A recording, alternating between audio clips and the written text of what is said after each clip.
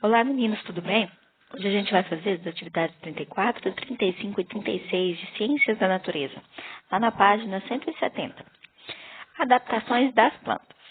De forma geral, a gente chama um ser de adaptado quando ele consegue sobreviver em um ambiente que ele habita. Por exemplo, aí na imagem a gente tem camelos e baleias. Os camelos, eles iriam sobreviver no ambiente que as baleias vivem? Não, de forma alguma. Eles estão adaptados a sobreviver no deserto, certo? Da mesma forma que eu não poderia colocar, por exemplo, um cachorro no deserto. Ele não iria sobreviver. Ele não tem condições para essa adaptação, ok? As plantas, elas também têm as plantas que são mais adaptadas a lugares mais úmidos, plantas que são mais adaptadas a lugares secos, e a gente vai ver isso hoje, certo? Um pouquinho de cada, tá bom? Primeiro, adaptações a diferentes formas de polinização. Então, pensa comigo. As angiospermas, a gente viu que elas têm aí flores que vão dar origem à semente e ao fruto, certo? Essas flores, elas precisam ser polinizadas para que deem essa origem. Então, eu preciso que alguns animais carreguem o pólen de uma flor para outra, ok? Tem flores que elas vão exalar alguns perfumes. Esses perfumes chamam a atenção de insetos e morcegos, que eles vão para elas pelo perfume e conseguem polinizar. Já tem flores que elas não são tão cheirosas, não têm perfume, mas elas são coloridas. E essa cor, esse formato dela, atrai as aves, por exemplo. E aí as aves que vão fazer a polinização. Então, depende de como essa flor está adaptada ao meio. Olha aí, essa aí é a dama da noite, essa flor. Ela é uma planta que as flores exalam um perfume forte, principalmente durante a noite. Esse perfume ele vai atrair alguns animais, como mariposas e morcegos, que são aí animais da noite, noturnos, que chamam a atenção.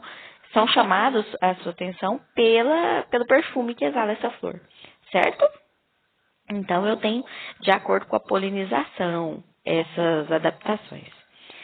Eu também tenho plantas carnívoras. As plantas carnívoras, elas têm um formato para chamar a atenção de alguns animais que elas se alimentam. Por quê, tia? Não é que ela não tem capacidade de fazer a fotossíntese. É que ela não tem a quantidade suficiente de nutrientes. Aí ela precisa utilizar os nutrientes de alguns animais pequenos, certo?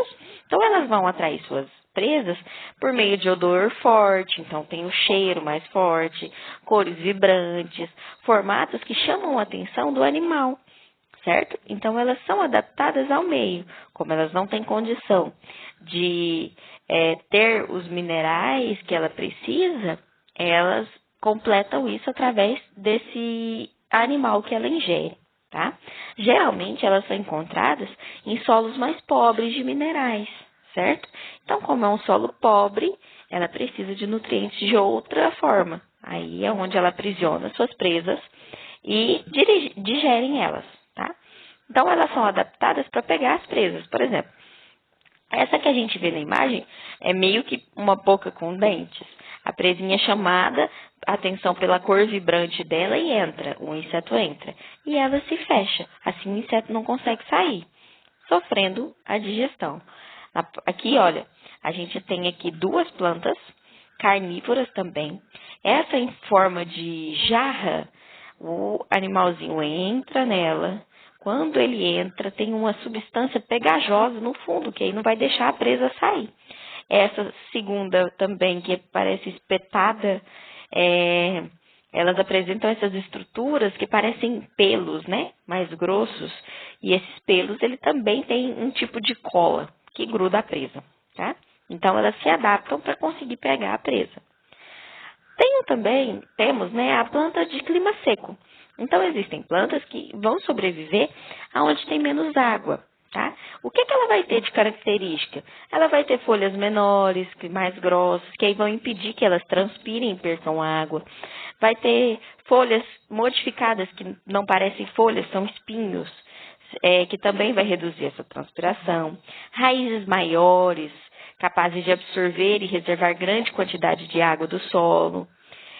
Caules com cascas grossas, que são impermeáveis, tá? Não deixa a água atravessar e aí fica com maior quantidade de água retida.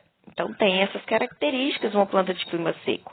Características que vão levar a planta a não perder água, tá? Que ela guarde. Aqui a gente tem os cactos como exemplo, né? Que eles são desse clima mais seco. Temos também a planta de manguezal. A planta de manguezal, ela tem raízes respiratórias que saem do solo, que possibilitam isso, oxigenação. Por que isso?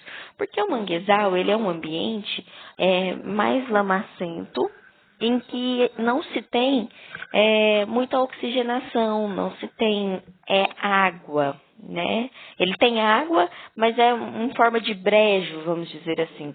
Então, as plantas têm que ser adaptadas a esse meio. Quando ele sofre influência também do mar, dos rios, então, as plantas, vamos dizer que se fossem plantas normais de outros ambientes, não sobreviveriam, porque eles têm momentos que aumentam a maré, vamos dizer, a maré, aumentando a quantidade de água, então eles cobrem toda a planta, tem momentos que não. Então, eles têm essas raízes que vão se adaptar em pegar oxigenação de fora, certo? Mesmo com a maré cheia. Tenho plantas que têm sementes que germinam ainda na própria planta. Observem aí na letra B. Temos uma germinação, tá? Tem plantas com raízes escoras que sustentam e equilibram as plantas no solo pantanoso, porque essas plantas acabam que precisam ficar fixas. Então, essas raízes têm que ser mais firmes. Então, são adaptações que acontecem por conta do meio, para que elas consigam sobreviver. Vocês agora vão fazer os exercícios de aplicação e os propostos. Qualquer dúvida pode me chamar, tá bom?